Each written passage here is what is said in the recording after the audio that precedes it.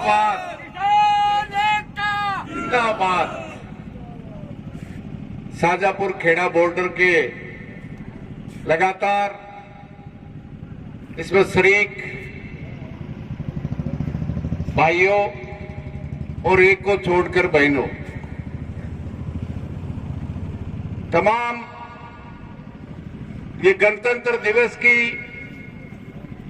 Parade और 23 तारीख को राज्यपालों का जो नरेंद्र मोदी की सरकार के नियुक्त जो राज्यपाल हैं उनका घेराव, 18 जनवरी को महिला किसान दिवस, 15 तारीख को राजस्थान के एक गांव में इन काले कानूनों के खिलाफ और गूंगी बैरी मोदी और शाह की सरकार के खिलाफ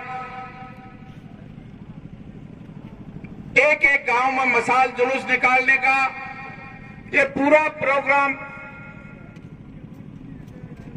किसान संयुक्त मोर्चे ने पूरे देश के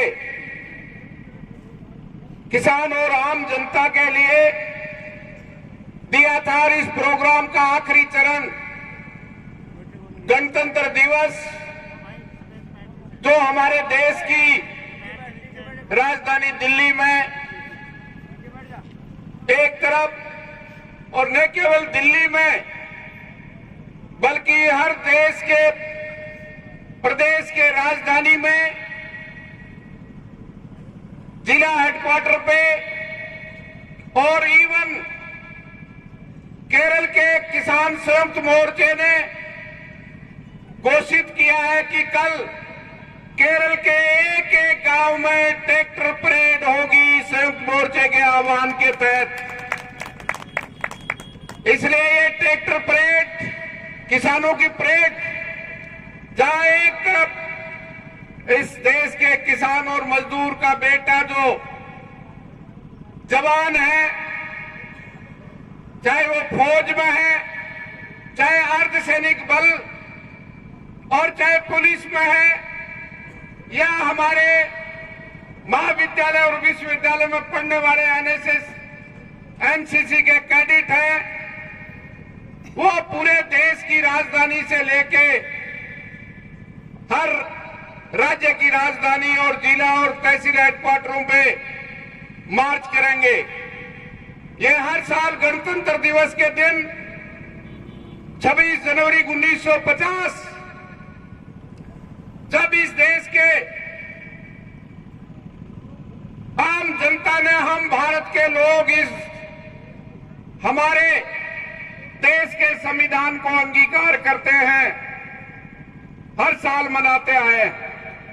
लेकिन अब की बार जो इस किसान मजदूर के बेटे जवान परेड करेंगे और दूसरी तरफ उसका भाई और बाप देश की राजधानी से लेकर हर राजधानी में परेड करेगा, ये अपने आप में अद्भुत होगा।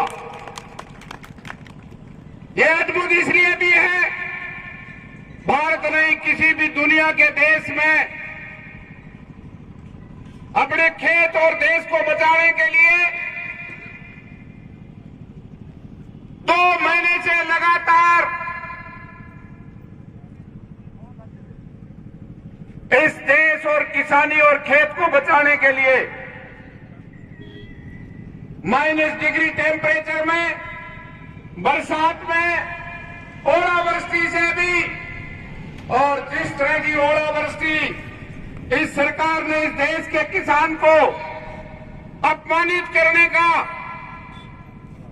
और उकसाने का कहा, ये खालिस्तानी है, ये माओवादी है, ये किसान ही नहीं है, ये पाकिस्तान के बहकावे से पाकिस्तान के इशारे पे आंदोलन कर रहे हैं। लेकिन उस मोदी जी को पता लग गया, कहा ये पंजाब का है, ये पंजाब और हरियाणा का है। अब तो मोदी और शाह आके देख ले, 1.5 दर्जन से ज्यादा राज्यों का किसान भाई और बहन इस शाजापुर के बॉर्डर पे, इस सड़क पे, नेशनल हाईवे 48 पे आपकी छाती पे बैठे हुए हैं।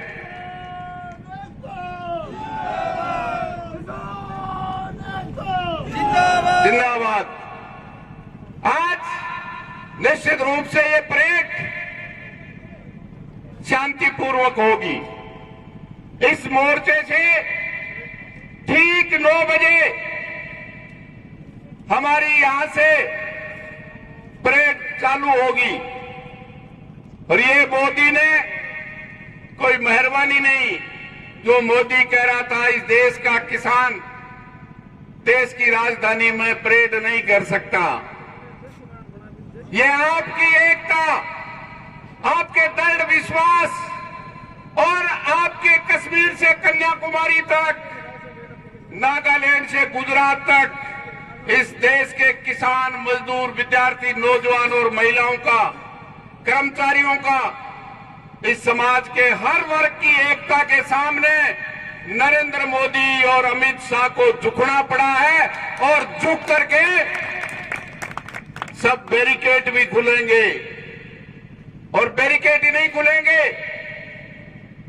इस परेड के लिए हमने नहीं, जहां शाजापुर की बॉर्डर की पार किसानों की मार्च पास्ट गणतंत्र दिवस की होगी, वहां से रिटर्न होंगे, वहां सरकार की तरफ से राष्ट्रीय ध्वज फहरा हुआ होगा। हर साथी उस परेड से उस राष्ट्रीय झंडे को सलामी देते हुए वापस रिटर्न होंगे। वो झंडा जो कह रहे थे हम दिल्ली में नहीं घुसने देंगे, वो लगाएंगे। हमारे भी इस मार्च पास्ट में हमारे हर ट्रैक्टर पे, हर व्हीकल पे सबसे ऊंचा हमारा इस देश का सबसे प्यारा, जान से भी प्यारा, जिसकी रक्षा करने के लिए हमारे भाई और बेटे देश की सीमाओं पे सीने पे गोली खा के प्रण शहादत देते हैं, वो हमारे व्हीकल पे सबसे ऊंचा राष्ट्रीय ध्वज होगा।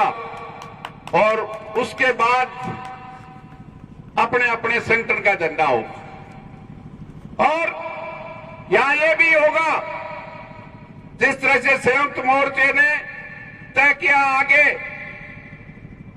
इस मोर्चे के अगुवाई करने वाले नेताओं की गाड़ी होगी। उसके बाद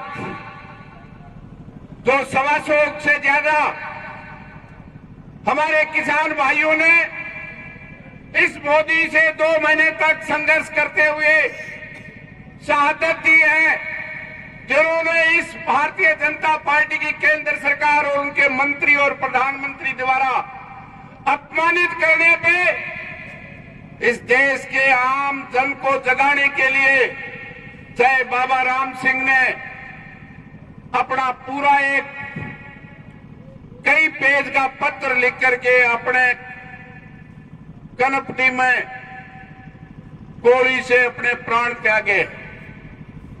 कि अपमान मैं सहन नहीं कर सकता।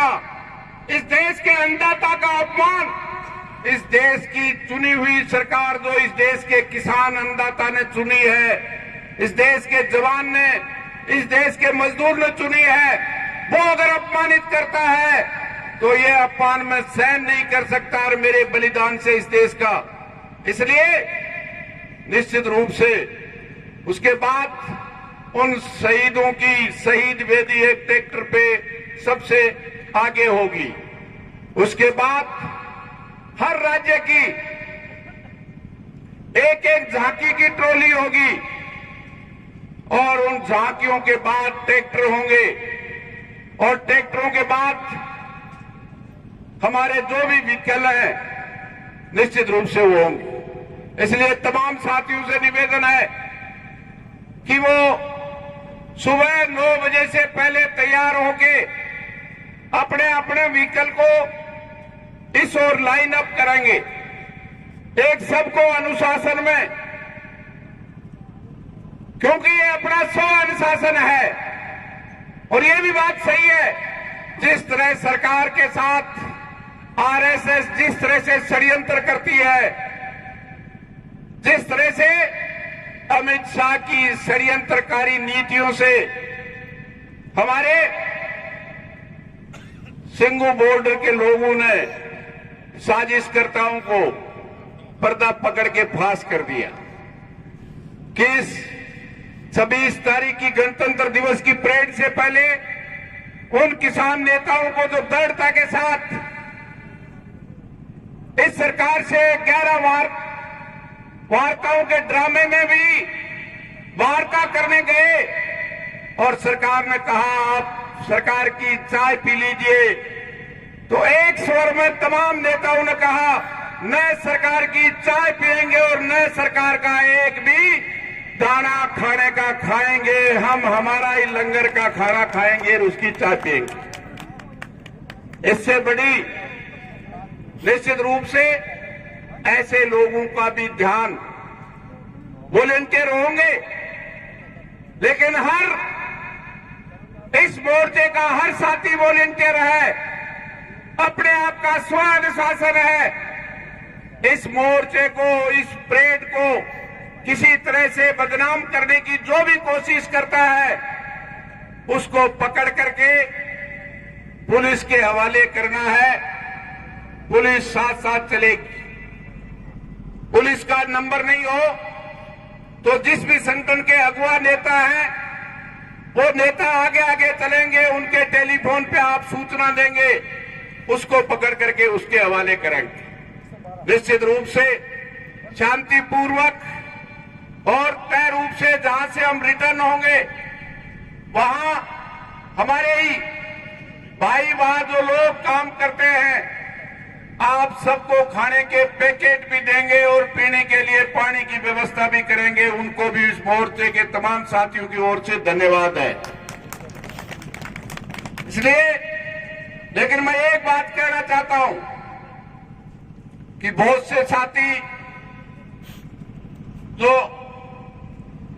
ये न सोचे, क्योंकि हम तो लगातार 2 महीने से लोग बैठे हुए हैं, मोर्चा लेके बैठे हुए हैं। वो सबसे पहली मांग कौन सी है कि सरकार द्वारा देश के किसान को तबाह करने का, उसके ही खेत में अडानी अंबानी की कंपनी का मजदूर बनाने के कानून पे किसान को और आम उपभोक्ता को लूटने का जो लाइसेंस कार्य कानूनों से दिया है वो वापिस हो, एमएसपी का कानून हो और खरीदने की गारंटी हो और तमाम फसलों की एमएसपी स्वामीनाथन के अनुसार लागत से 50% ज्यादा की एमएसपी हो और खरीद की गारंटी हो। तो जब तक ये मांग पूरी नहीं होती है, 26 तारीख एक प्रोग्राम है, आखिरी प्रोग्राम नहीं है। कल की परेड होने के बाद उसके बाद संयुक्त मोर्चे के तमाम साथी मीटिंग करके आगे का प्रोग्राम देने का काम करेंगे।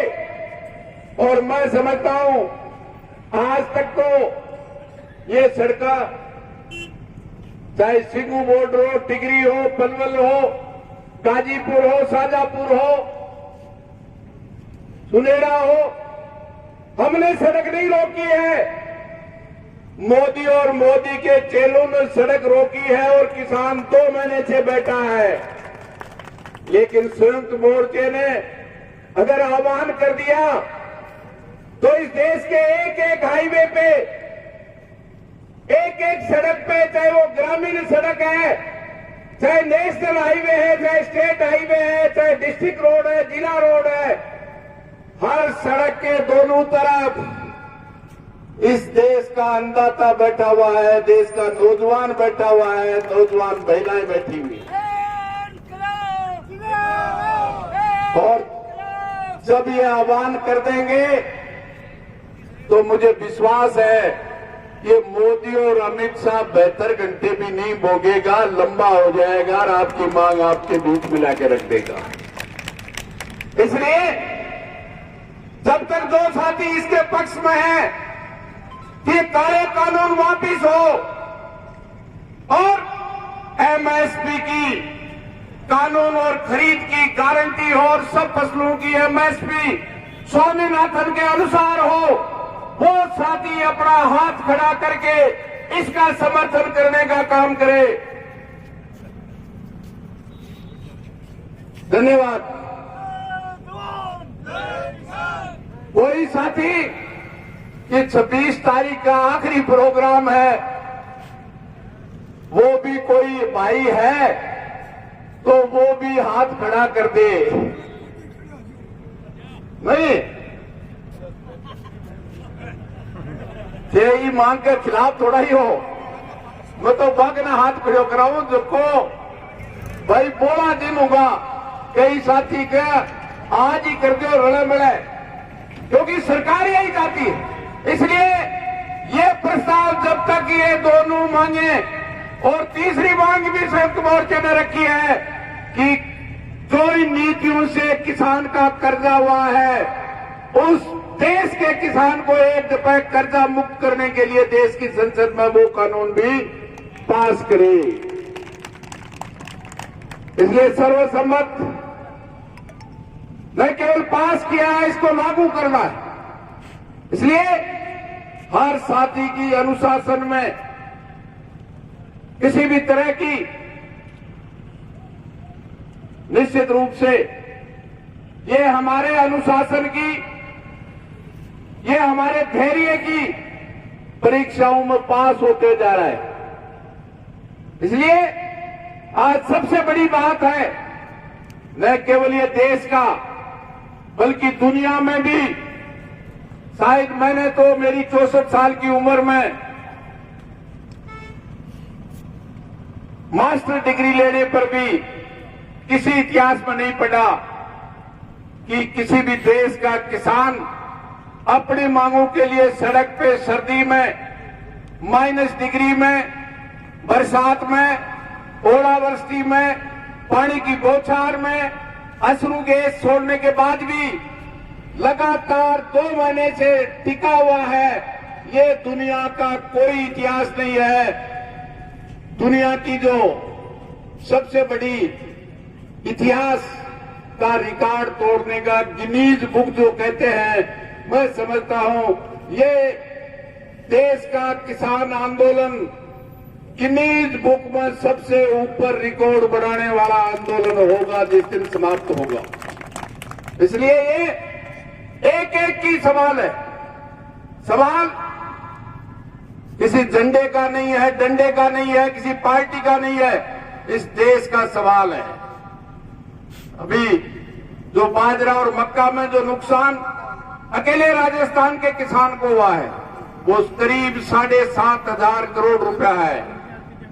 पूरे देश के किसानों को मोदी 14,000 करोड़ रुपए देके किसानों से वाई लूटने की बात करता है, और एक अकेले राजस्थान को एमएसपी जो कहता है, एमएसपी थी, एमएसपी है, एमएसपी रहेगी, और इसी खरीफ की फसल में अकेले राजस्थान के किसानों को 7,500 करोड़ रुपए का नुकसान दिया है।